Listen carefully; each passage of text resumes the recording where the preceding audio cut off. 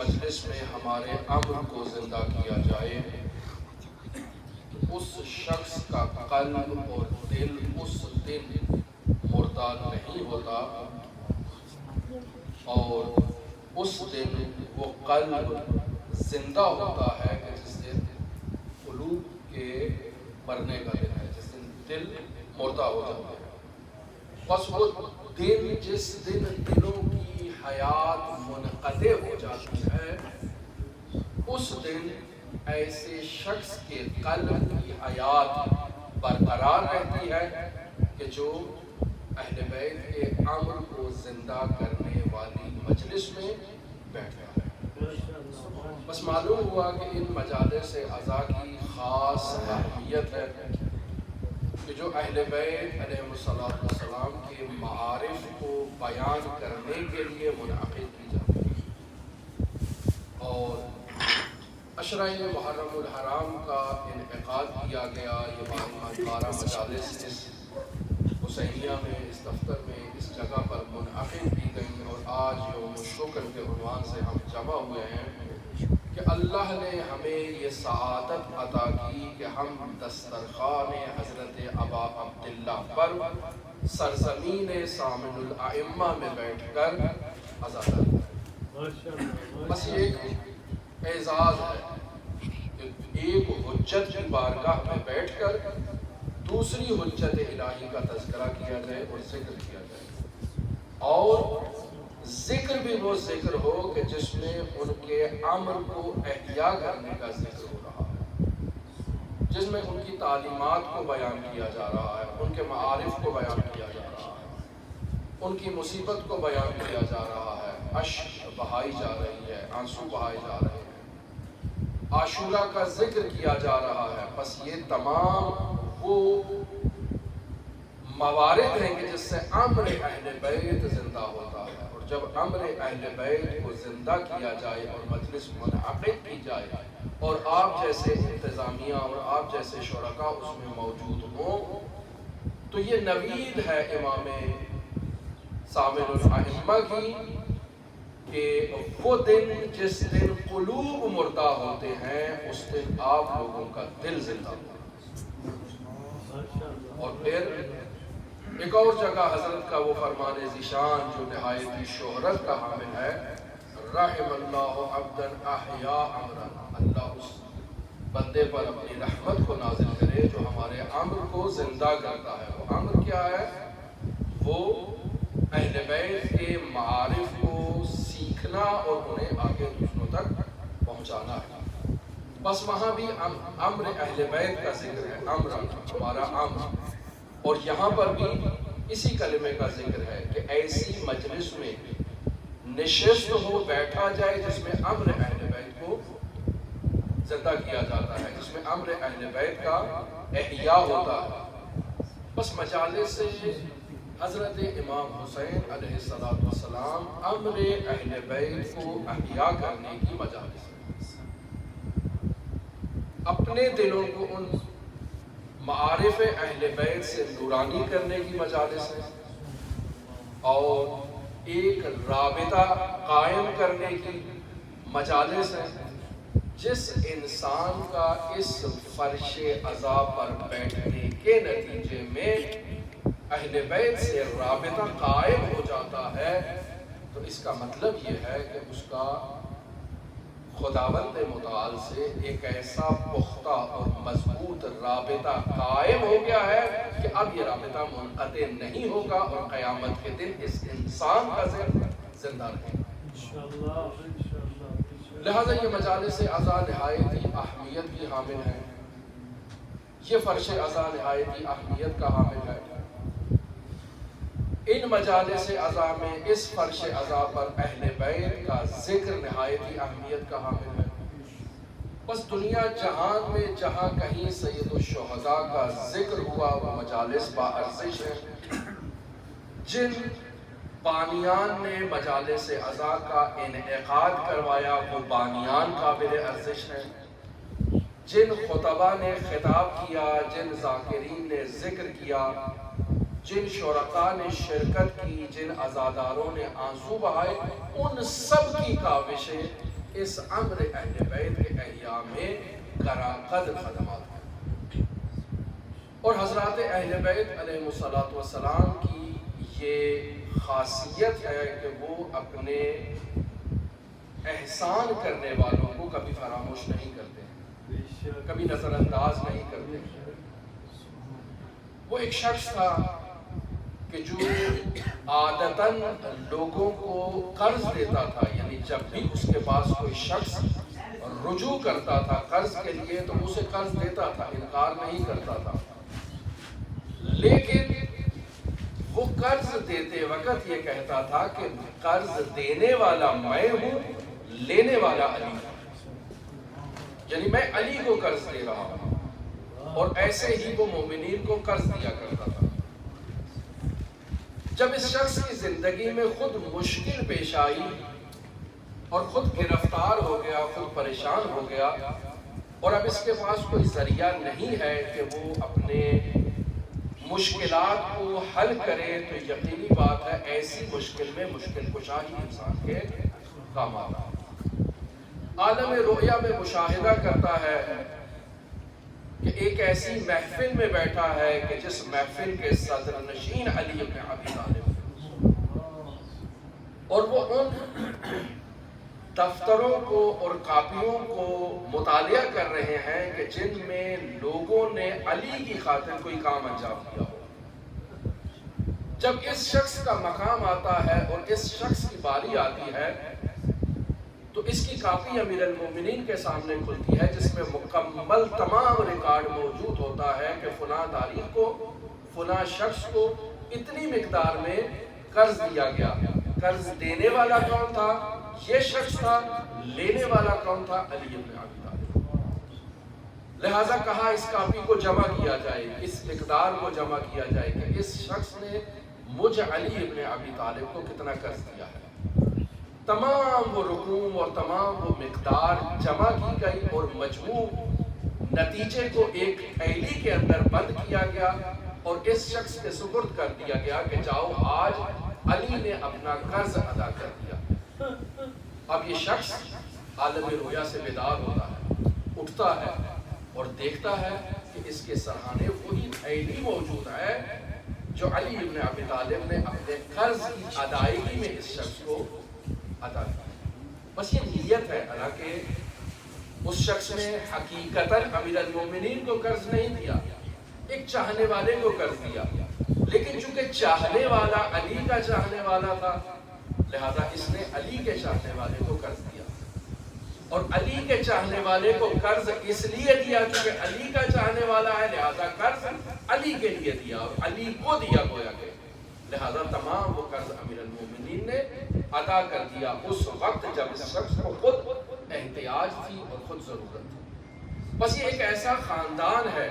کہ اس خاندان سے وابستہ جو بھی اخراجات ہیں، جو بھی مسائل ہیں، جو بھی مشکلات ہیں، جو اس خاندان سے متصل ہو جاتا ہے یہ اس کا دامن تھام لیتا ہے۔ جو شخص اس خاندان کا،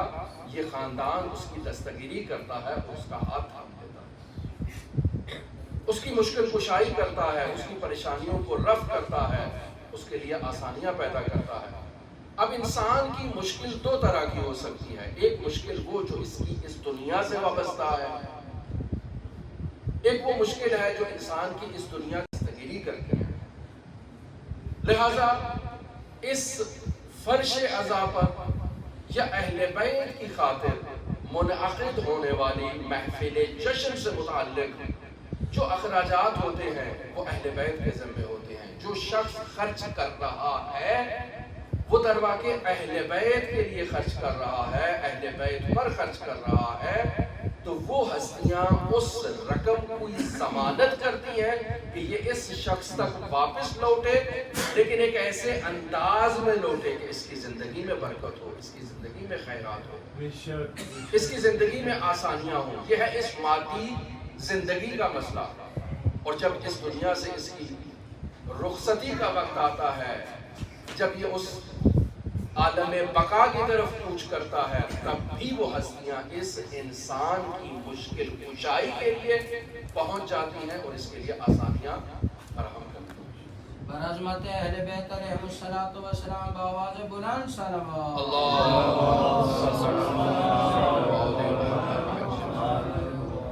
لہذا وہ معروف روایت جو اسی فرش عزا کی اہمیت کو بیان کرنے کے لیے آپ خطبہ جا کر ممبروں پر خطاب کرتے ہیں اور لوگوں کو بیان کرتے ہیں اس فرش عزا کی عظمت کو بیان کرنے کے لیے کہ حضرت موسیٰ علیہ نبینا وعلیہ السلام خداوند متعال کی بارگاہ میں عرض کرتے ہیں کہ اے میرے پروردگار، کیا وجہ ہے کہ آخری نبی کی امت کو تمام انبیاء کی امم پر فضیلت حاصل ہے؟ وہ کیا وجہ ہے؟ وہ کون سی خصوصیات ہیں؟ تو وہاں اس روایت میں 10 خصوصیات کا ذکر ہے کہ امت محمد میں یہ 10 خصوصیات پائی جاتی ہیں کہ جس کی وجہ سے وہ امت محمد تمام انبیاء کی امتوں پر افضل ہے۔ وہ خصوصیات طولانی اور تفصیل نماز ہے، روزہ ہے، حج ہے اور یہ ساری چیزیں۔ آخری جو خصوصیت بیان کی گئی ہے وہ ہے عاشورہ، کہ امت محمد مصطفیٰ عاشورہ رکھتی ہے، عاشورہ مناتی ہے اور عاشورہ کو منانے کے نتیجے میں وہ تمام امتوں کے اوپر فضیلت رکھتی ہے، فوقیت رکھتی ہے، اہمیت رکھتی ہے۔ لہذا خداوند متعال وہاں حضرت موسیٰ کو بیان کرتا ہے کہ اے موسیٰ، اس امت کو جو یہ عاشورہ مناتی ہے، میں ان کے لیے 3 چیزوں کی ضمانت کرتا ہوں۔ پہلی چیز کہ اگر یہ اس عاشورہ کے لیے درہم و دینار میں سے کچھ بھی خرچ کرتے ہیں تو میں 70 برابر اس کے انہیں عطا کروں گا۔ اب وہ 70 برابر ممکن ہے اسی کا 70 ہو، ممکن ہے اس کو ضرب دے دیا جائے 70 سے۔ یہ خداوند متعال کی عنایت ہے، خداوند متعال کا کرم ہے، خداوند متعال کا لطف ہے، خداوند متعال کا احسان ہے، جو خداوند متعال اس امت افضل و اشرف کے ساتھ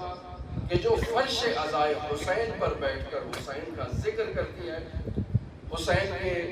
مصائب کو بیان کرتی ہے، گریہ کرتی ہے، آنسو بہاتی ہے، خداوند متعال اس امت کو یہ ایک عظیم عنایت عطا کرتا ہے۔ اور یقینی بات ہے اس عنایت کا زیادہ تعلق اس عالم دنیا سے ہے۔ اس دنیا میں اس نے اگر 1 درہم و دینار خرچ کیا ہے تو اس کے 70 گنا اس کو خداوند متعال اس دنیا میں عطا کرے گا۔ بس فرش عزا پر خرچ کرنے والا ہر درہم و دینار، ہر تومان و ریال و روپیہ خداوند متعال کی بارگاہ میں اس کی ضمانت ہے کہ وہ انسان کو اسی دنیا میں لوٹا دیا جائے گا، اور صرف اس دنیا میں نہیں لوٹایا جائے گا بلکہ خداوند متعال اس کو عالم آخرت کے لیے بھی اس کے لیے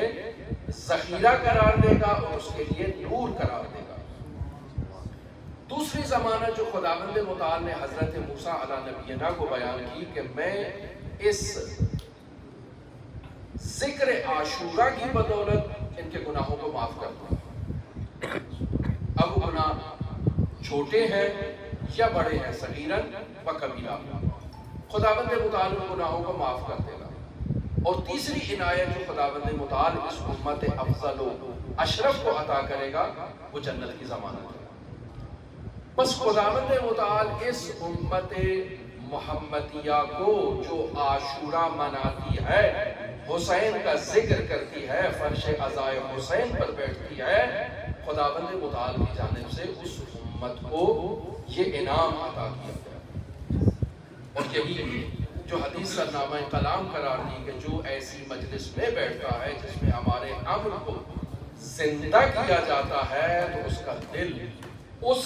زندہ ہو جاتا ہے اور زندہ رہتا ہے کہ جس دن دل مردہ ہو جاتا ہے۔ بس معلوم ہوا کہ اس فرش عزا پر بیٹھنے والا عزادار خداوند متعال کی بارگاہ میں ایسے تائب ہو کر اٹھتا ہے کمن لا ذنب لہ، کہ جیسے اس کے نامہ اعمال میں اب کوئی ذنب نہیں ہے. التائب من الذنب، جو گناہ سے استغفار کرتا ہے اور گناہ سے توبہ کرتا ہے، کمن لا ذنب لہ، اس کے لیے ایسے ہے جیسے کوئی گناہ اس کے نامہ اعمال میں تھا ہی نہیں، خداوند متعال معاف کرتا ہے. اب یہاں بحث ہو سکتی ہے کہ خداوند متعال معاف کر دیتا ہے، کیوں معاف کر دیتا ہے؟ اس نے نماز نہیں پڑھی ہے، اس نے روزہ نہیں رکھا ہے، اس نے امر بالمعروف میں سستی کی ہے، اس نے حج کو انجام نہیں دیا ہے. اور یہ بحثیں جو علماء اس باب میں آ کر بیان کرتے ہیں، لیکن اس بات پر علماء کا اتفاق ہے کہ کوئی شخص گنہگار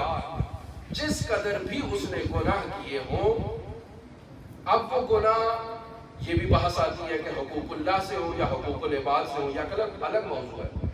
لیکن اس نے گناہ کیے ہیں، اگر صدق کے دل سے اللہ کی بارگاہ میں رجوع کرتا ہے اور توبہ کر لیتا ہے تو اللہ اس کے گناہوں کو معاف کر دیتا ہے. کمن لا ذنب لہ، جیسے کہ اس کے نامہ اعمال میں کوئی گناہ ہی نہیں تھا. پھر یہاں علماء وہی بحث حقوق اللہ اور حقوق العباد کے لیے آتے ہیں کہ بھئی حقوق اللہ تو خدا معاف کر سکتا ہے، حقوق العباد اللہ کیسے معاف کر سکتا ہے؟ لہٰذا کہتے ہیں کہ اس کے حقوق العباد معاف نہیں کیے جائیں گے، یہ اپنے حقوق العباد کی وجہ سے گرفتار رہے گا، لیکن خداوند متعال حقوق اللہ کو معاف کر دے گا. لیکن جو انسان صدق نیت سے اللہ کی بارگاہ میں اور رجوع کرتا ہے، اور اس رجوع کا نتیجہ یہ ہے کہ اس نے صدق کا، اخلاص کا اظہار کیا ہے، تو اب یہاں خداوند متعال نہ صرف یہ کہ اس کے گناہوں کو معاف کر دیتا ہے، خداوند متعال ان گناہوں کو نیکیوں میں تبدیل کر دیتا ہے. اب وہ پہلے اگر اس کے نامہ اعمال میں سیئات تھی تو اب اس کے نامہ اعمال میں حسنات موجود ہیں، اب نیکیاں ہی نیکیاں موجود ہیں. لیکن بحث وہیں آ کر رک جاتی ہے کہ حقوق العباد کا کیا کیا جائے. اب حقوق العباد میں جو روایات کا نچوڑ بنتا ہے وہ یہی ہے کہ خداوند متعال ان بندوں کو جن کے حقوق اس انسان کے ذمہ ہیں، خداوند متعال ان بندوں کو اتنا عطا کرے گا کہ وہ راضی ہو جائے، اس کے حق سے دستبردار ہو. اس کے نتیجے میں بھی کمن لا ذنب لہ، یہ ایسے اللہ کی بارگاہ میں پہنچے گا جیسے اس کے نامہ اعمال میں کوئی گناہ موجود نہیں ہے. یہ وہ موضوعات ہیں کہ جو ایک گناہگار کی توبہ سے متعلق آپ علماء کرام مؤمنین کے سامنے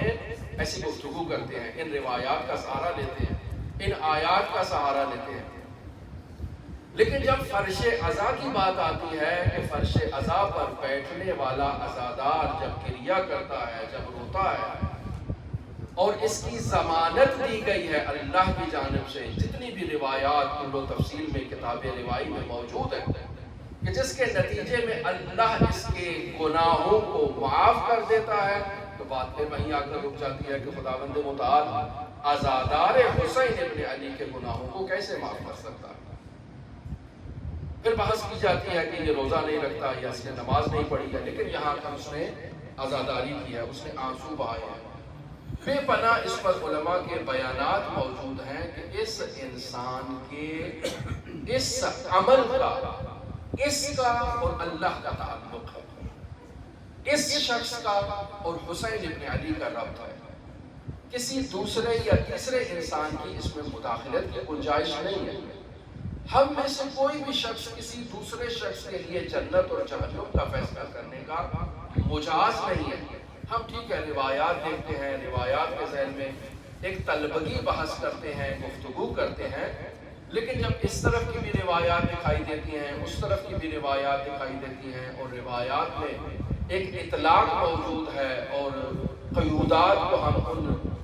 جو ہے وہ اطلاقات، جب ان قیودات پر عمل کرتے ہیں تو ان کو مقید کرنے کی کوشش کرتے ہیں اور ان پہ قید لگاتے ہیں کہ ایسے نہیں ہو سکتا، ایسے نہیں ہو سکتا. لیکن اس خاندان کی عملی سیرت یہی ہے کہ اس خاندان کے دروازے پر جب کوئی انسان صدق نیت سے آتا ہے، بات صدق نیت کی ہے، بات اس خلوص کی ہے، اس آنسو خلوص کی ہے جو صدق نیت سے اس انسان کے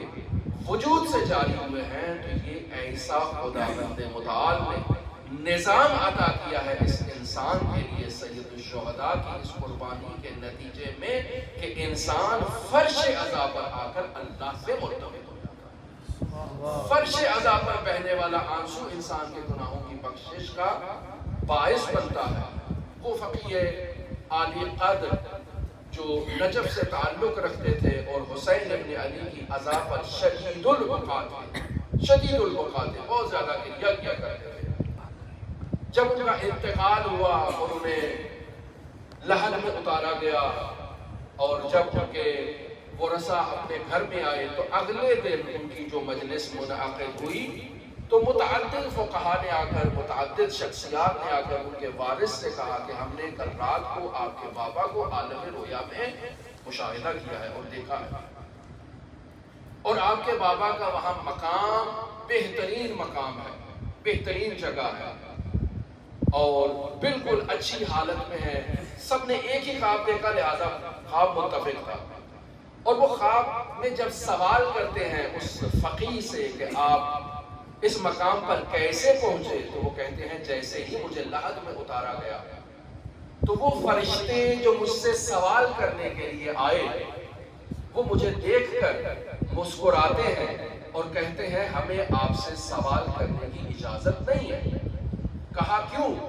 کہا چونکہ حسین ابن علی نے ہمیں یہ حکم دیا ہے کہ یہ میرے فرش عزا پر بیٹھنے والا عزادار ہے. اس کا میری دستگاہ سے اور میری مجلس عزا سے اور میری مصیبت سے اس کا تعلق ہے, لہذا اس سے سوال پوچھنے کی اجازت نہیں ہے. بس وہی کہ جو اس فرش عزا سے تعلق رکھتا ہے, صدق کے دل سے تعلق رکھتا ہے, صدق کے دل سے حسین ابن علی پر عزاداری کرتا ہے, حسین ابن علی اس کی دستگیری فرماتے ہیں, اس کے لیے آسانیاں فرماتے ہیں. اس کے نام اعمال میں جو کمی ہوتی ہے اس کمی کا جبران حسین ابن علی کی اس عزا کے توسل سے ہو جاتا ہے. اب یہ انسان ممکن ہے ایک فرش عزا پر آنے کے بعد دوبارہ بھی گناہ کرے, تو یہ وہی ہے کہ جیسے توبہ کی بحث میں 100 بار اگر توبہ شکستی بات, انسان گنہگار ہے, گناہ کرتا ہے, توبہ کرتا ہے, پھر گناہ کرتا ہے, پھر توبہ کرتا ہے, لیکن جب تک اس انسان کو اللہ نے مہلت دی ہے اس کی توبہ کا دروازہ اللہ نے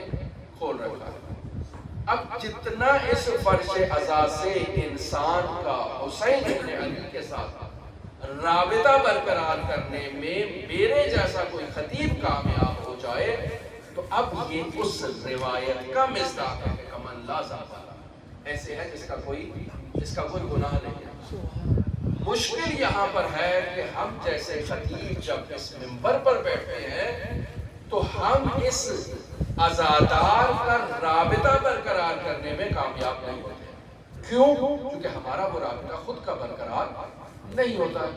جب خود ہمارا حسین ابن علی سے وہ رابطہ برقرار نہیں ہے تو اس فرش عزا پر آنے والے افراد کا وہ رابطہ جو برقرار کرنا چاہیے وہ ہم برقرار کرنے میں ناکام ہے. وہ آیا ہے خلوص سے, وہ آیا ہے محبت سے, وہ آیا ہے عقیدت سے, وہ گناہوں کا انبار لے کر آیا ہے. یہ ہماری ذمہ داری ہے کہ اس کو ایسے حسین ابن علی سے متصل کریں کہ وہ دوبارہ ان گناہ آلود محفوظ نہ جائے, وہ دوبارہ خود کو آلودہ نہ کرے. بس اس کی آلودگی کی طرف دوبارہ رجوع کا جو ایک اہم عنصر اور عامل بن رہا ہے وہ عامل دروا کے اس مجلس عزا کا وہ خطیب ہے کہ جو وہ رابطہ برقرار نہیں کروا پایا, لہذا ہم اپنی کوتاہی کو پھر دوبارہ اسی کے کھاتے میں منتقل کر دیتے ہیں اور اس کو کہتے ہیں کہ یہ گنہگار ہے اور اس گنہگار کے اعمال اللہ کی بارگاہ میں مقبول نہیں ہے, یا یہ حسین ابن علی کی فرش عزا پر بیٹھنے کا اہل نہیں ہے, اس کو حسین ابن علی کے فرش عزا سے اٹھا دیا جائے, اس کو داخل نہ ہونے دیا جائے, یہ فلاں ہے, یہ فلاں ہے. تو در واقع یہ ہماری اپنی کوتاہی ہے کہ جس کے نتیجے میں وہ شخص جو خلوص کے ساتھ آیا ہے اس کی ہمیں اصلاح نہیں کی. اس وجہ سے بنیادی طور پر وہ افراد جو منبر سے تعلق رکھتے ہیں ان کا یہ وظیفہ بنتا ہے کہ وہ اہل بیت علیہ السلام کے معارف کو, اہل بیت علیہ السلام کی تعلیمات کو درست انداز میں اس حوزہ علمیہ میں سیکھیں۔ ہم حوزہ علمیہ میں اس انداز میں اپنی تعلیمی جو سرگرمیاں ہیں ان کو انجام نہیں دیتے، اور پھر جب میدان عمل میں جاتے ہیں تو ہمارا علمی مقام اس سے کئی گنا زیادہ ہوتا ہے جو ہماری تعلیمی حیثیت ہے، جس کے نتیجے میں وہ جو رسالت مبلغ ہے، جو خطیب کی ذمہ داری ہے، یہ خطیب کے وظائف ہیں، ہم اس کو انجام دینے سے قاصر ہوتے ہیں، ہم اس کو انجام نہیں دے پاتے۔ لہٰذا اس نقطے پر توجہ یہ نہایت ہی ضروری ہے کہ ہمارا خود کا سید الشہداء سے ایک رابطہ، مضبوط رابطہ ہونا چاہیے۔ لہٰذا امام حسین علیہ السلام کے فرش عزا سے تعلق رکھنے والے افراد جب اس فرش عزا پر آتے ہیں تو خلوص کے ساتھ آتے ہیں، خلوص کے ساتھ خرچ کرتے ہیں، خلوص کے ساتھ ذکر کرتے ہیں، خلوص کے ساتھ ماتم کرتے ہیں۔ ان کے ان تمام اعمال کا ربط اس انسان کا اہل بیت کے ساتھ ہے، چونکہ وہ اہل بیت کے لیے آیا ہے۔ جو اہل بیت کی مجلس میں آتا ہے، ایسی مجلس میں آتا ہے جس میں اہل بیت کے امر کو زندہ کیا جاتا ہے، تو اس کا دل اہل بیت سے متصل ہونے کے نتیجے میں اب زندہ ہو گیا ہے، اور زندہ ہونے کے نتیجے میں یہ کبھی مردہ نہیں ہوگا۔ لہٰذا ہمیں کوشش کرنی چاہیے کہ اہل بیت علیہ السلام کی مجالس عزا میں جس قدر ہو سکے شرکت کریں، تعاون کریں، اپنا کردار ادا کریں، بہتر سے بہتر انداز میں اس ذکر مصیبت کو اپنی نسلوں تک، آئندہ نسلوں تک منتقل کریں تاکہ یہ سلسلہ جاری و ساری رہے۔ آپ تمام افراد نے کاوشیں کی، شرکت کی، عزاداری کی، جہاں کہیں بھی کی، اس امام بارگاہ میں، دوسری امام بارگاہ میں، سب فرش عزائے حسین ہے، اس جگہ خرچ کیا، کہیں اور جگہ خرچ کیا، سب دستگاہ حسین ابن علی سے تعلق رکھتا ہے، اور یہ اہل بیت کا وعدہ ہے کہ جو اس فرش عزا سے منسلک ہو جاتا ہے، اس کی دنیاوی مشکلات کو، اس کی برزخی مشکلات کو، اس کی اخروی مشکلات کو یہ ہستیاں برطرف کرتی ہیں، اور اس کی دستگیری فرماتی ہیں۔ دعا گو ہے خالق متعال کی بارگاہ میں ہم سب کو اہل بیت علیہ السلام کے فرش عزا سے متصل رہنے کی توفیق عطا فرمائے۔ دعا